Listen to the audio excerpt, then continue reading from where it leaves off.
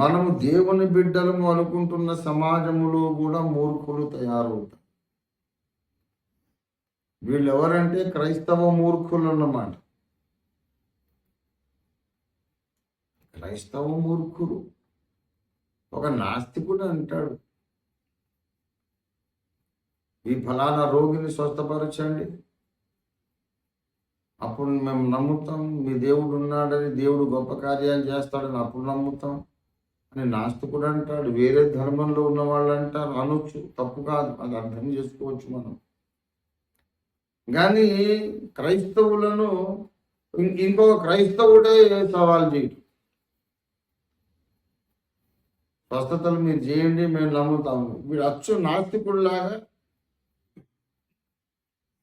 క్రైస్తవ విరోధిలాగా మాట్లాడతాడు. అంటే వీడు క్రైస్తవ నాస్తికుడు. క్రైస్తవుడే కానీ అద్భుతాలు నమ్మడు. క్రైస్తవుడే కానీ ప్రార్థనకు దేవుడు జవాబుగా అద్భుతాలు చేస్తాడు, రోగ స్వస్థతలు చేస్తాడని నమ్మడు. ఎందుకంటే వాడి అలాగా కొంతమందికి అద్భుత కార్యాలు స్వస్థతలు జరిగినాయని ఈ బోధకుడికి బాగా పేరు ప్రఖ్యాతులు వస్తున్నాయి కదా. అందుకని అందరూ అతన్ని సంఘానికి వెళ్ళిపోతున్నారు. స్వస్థతలు జరిగేది లేదు, పెట్టేది లేదు, అక్కడికి వెళ్ళిపోతున్నారు. ఈ స్వస్థతలన్నీ బోటుకం అని అన్యుడు పోరాడవలసినంత తీవ్రంగా క్రైస్తవుడే పోరాడుతాడు.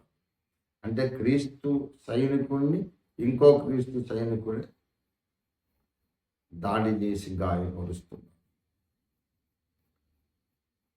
ఈరోజు ఇంటర్నెట్లో అందరూ క్రీస్తు సైనికులే విమర్శించడం కనబడుతుంది.